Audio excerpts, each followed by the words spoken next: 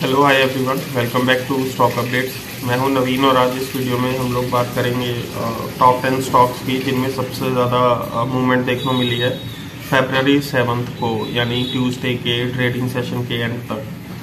जिनमें सबसे ज़्यादा मूवमेंट देखने को मिली, यानी इनमें वॉल्यूम थे जो ट्रेड के बाई और सेल के, वो बहुत ज़्यादा हाई थे। तो फर्स्ट स्टॉक है पेटीएम, और पेटीएम की जो करंट मार्केट प्राइस है वो 589 चल रही है, करीब करीब 590, और ये 5% अप गया स्टॉक जब कंपनी ने अपनी क्वार्टर अर्निंग्स पोस्ट करी। कंपनी का जो रेवेन्यू है पेटीएम का वो 41% से अप गया है, 2062 करोड़ गया दिसंबर क्वार्टर में। और पिछले साल की अगर बात करें इसी क्वार्टर की, तो उन्होंने अपना जो लॉस है उसको कम किया है, 392 करोड़ हो गया अब। और उससे पहले जो लॉस था वो 778 करोड़ था, जो अब रिड्यूस होके कम होके 392 करोड़ हो गया। अगर उससे पिछले क्वार्टर की बात करें तो वहां पे 572 करोड़ था, जो कम होके 392 करोड़ हो गया। और एक साल पहले वाले क्वार्टर में 778 करोड़ था, जो कम होके 392 करोड़ हो गया। तो पॉजिटिव रिजल्ट्स दिए हैं पेटीएम ने। इसकी वजह से जो ब्रोकर्स हैं उन्होंने पेटीएम को टारगेट प्राइस दिया है 950 का। अभी करंटली 590 पे ट्रेड हो रहा है, 589 पे। तो बाय कॉल की वजह से काफ़ी ज़्यादा इन्वेस्टर्स ने या ट्रेडर्स ने इसे बाय करा है, तो इसकी वजह से इसमें अपसाइड देखने को मिला। 5% ही अप गया ट्रेडिंग सेशन में ट्यूसडे को। उसके बाद LIC हाउसिंग फाइनेंस की बात कर लेते हैं, जो अभी 377 पे ट्रेड हो रहा है। और ये स्टॉक 2%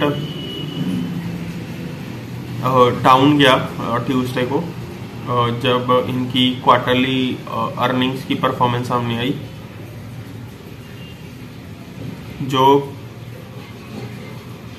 प्रॉफिट है LIC का उसमें 37.4%, करीब करीब 37.5% का डिक्लाइन देखने को मिला है। और जो प्रॉफिट है अभी 480 करोड़ है दिसंबर क्वार्टर में, फाइनेंशियल ईयर 23। और ये जो टैक्स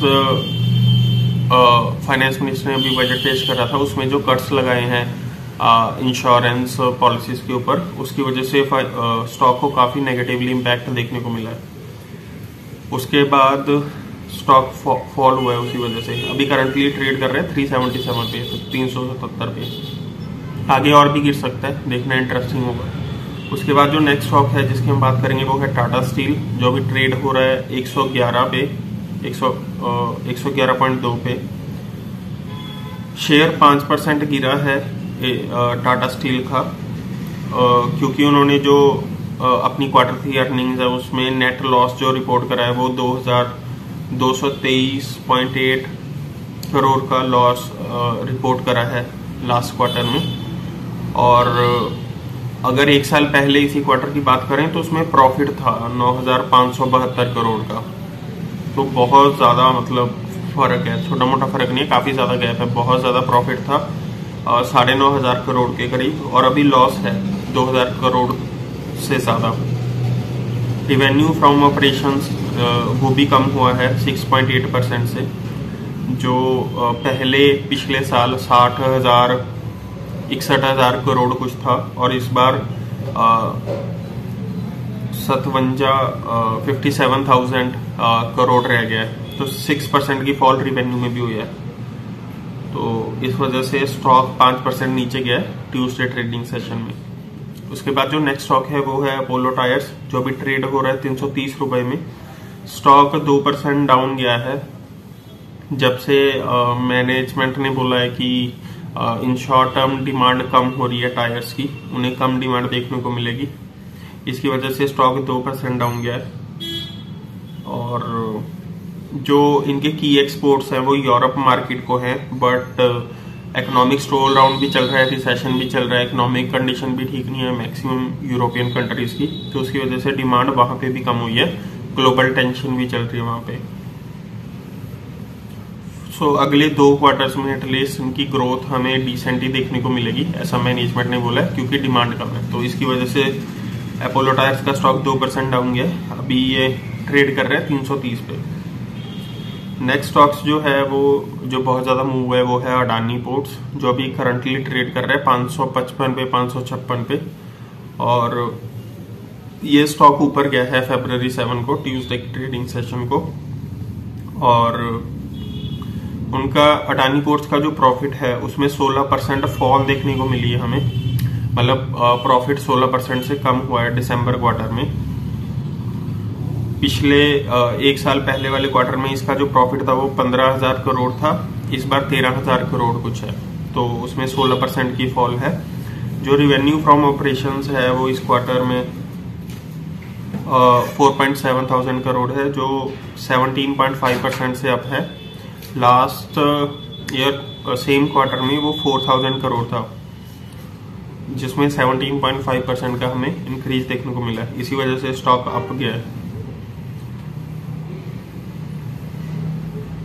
जो ब्रोकरेज फर्म्स के एस्टिमेट्स हैं जो मनी कंट्रोल ने पुल आउट करे थे, उसमें रिवेन्यू के लिए एस्टिमेट्स हैं कि वो 25% से अप जाएगा ईयर ऑन ईयर, और जो नेट प्रॉफिटेबिलिटी है वो 11.8%, यानी करीब 12% से अप जाएगी 1,600 करोड़।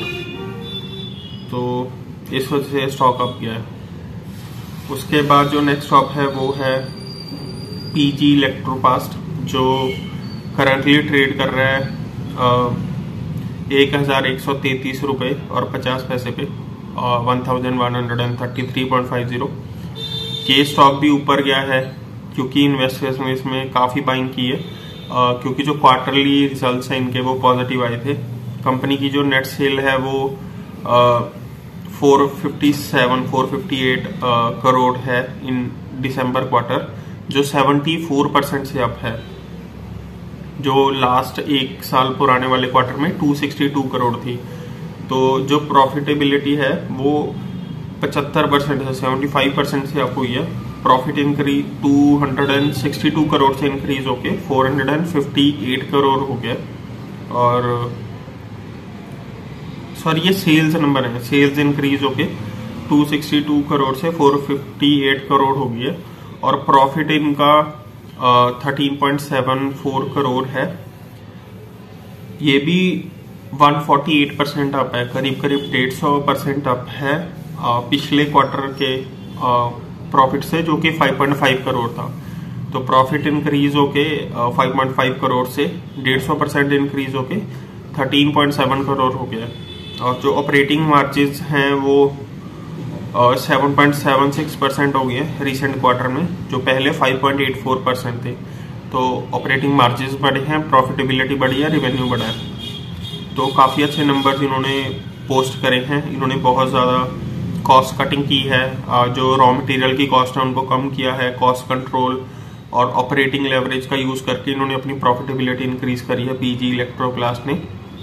इसकी वजह से इनका स्टॉक अप गया है ट्यूसडे के ट्रेडिंग सेशन में। अभी करंटली ये 1,133 रुपये पर ट्रेड कर रहे हैं, बट आगे काफ़ी ज़्यादा पॉजिटिव न्यूज़ बनी हुई है मार्केट में स्टॉक को लेके। अगला स्टॉक है मोल्टेक पैकेजिंग, जो करंटली ट्रेड कर रहा है 955 पे 955 पे। ये स्टॉक 10% गिर गया था ट्यूसडे के ट्रेडिंग सेशन में, क्योंकि जो दिसंबर Q3 की अर्निंग्स थी इन्होंने थोड़ी डिसअपॉइंटिंग पोस्ट करी हैं। जो एस्टिमेट्स थे उनसे लोअर इनके नंबर आए। रिवेन्यू जो ऑपरेशन से है वो 3.4% कम हो गया है अभी ईयर ऑन ईयर कंपैरिजन में। अभी रिसेंटली इनका जो रिवेन्यू फ्रॉम ऑपरेशंस है वो 154.83 करोड़ है, तो करीब करीब 155 करोड़ है, जो कि ड्रॉप हुआ है 3.4% से। जो ईबिटा मार्जिन है वो 136 बेसिस पॉइंट से कम हुए हैं, अभी वो 18.4% हो गए हैं। तो ईबिटा मार्जिन्स भी कम हुए हैं और रिवेन्यूज भी कम हुए हैं। तो थोड़े डिसअपॉइंटिंग नंबर होने की वजह से Q3 रिजल्ट्स के इस मोल्टेक पैकेजिंग स्टॉक में हमें सेल ऑफ देखने को मिला, और ये स्टॉक 10% गिर गया ट्यूसडे के ट्रेडिंग सेशन में। नेक्स्ट स्टॉक है अंबुजा सीमेंट्स, जो भी ट्रेड कर रहा है 387.15 रुपीज पे, और ये स्टॉक में हमें बाइंग देखने को मिली कल जो February 7 का ट्रेडिंग सेशन था उन्होंने massive 46% year on year growth दिखाई है स्टैंड अलोन प्रॉफिट में, जो कि अभी 369 करोड़ हो गया है 46% ग्रोथ के साथ। और जो ऑपरेटिंग प्रॉफिट मार्जिन्स हैं उसमें भी उन्होंने जो एनालिस्ट की या ब्रोकरेजेस की एक्सपेक्टेशन थी उनको ब्रीच करा है। और रिवेन्यू जो है फ्रॉम ऑपरेशंस अभी रिसेंट दिसंबर क्वार्टर से वो 4128 करोड़ है, जो 10.4% से ग्रो हुआ है। और जो सेल्स वॉल्यूम है वो 7.7 मिलियन टन है फॉर दिस दिसंबर क्वार्टर, जो 7% ईयर ऑन ईयर से ग्रो हुआ है। तो नंबर्स काफ़ी अच्छे हैं, तो इस वजह से स्टॉक में हमें खरीदारी या बाइंग देखने को मिली ट्यूसडे के ट्रेडिंग सेशन में। उसके बाद जो नेक्स्ट स्टॉक है वो है BLS इंटरनेशनल सर्विसेज, जो अभी ट्रेड कर रहा है 187 रुपीज़ पर स्टॉक पे। और ये स्टॉक 3% अप किया है जब कंपनी ने अपनी जो अर्निंग्स है वो पोस्ट करी, पॉजिटिव नंबर्स पोस्ट करे। जो इनका प्रॉफिट है BLS इंटरनेशनल सर्विसेज का वो 60% ईयर ऑन ईयर ग्रो हुआ है, अभी 45.85 करोड़ हो गया, जो कि एक बहुत ही स्ट्रॉन्ग परफॉर्मेंस है इसकी। जो रिवेन्यू है इस दिसंबर क्वार्टर का वो 93% से ग्रो हुआ है ईयर ऑन ईयर, अभी 438 करोड़ हो गया है। और काफी ज्यादा रिकवरी आई है वीजा और काउंसलर बिजनेसेस में, इसकी वजह से इनके रिवेन्यूज बहुत ज्यादा ग्रो हो गए हैं। ऑपरेटिंग फ्रंट पे जो ईबिटा है वो इनका 66.3 करोड़ है, जिसमें 160% का 150 से भी ज्यादा परसेंट का इंक्रीज है ईयर ऑन ईयर कंपेरिजन में।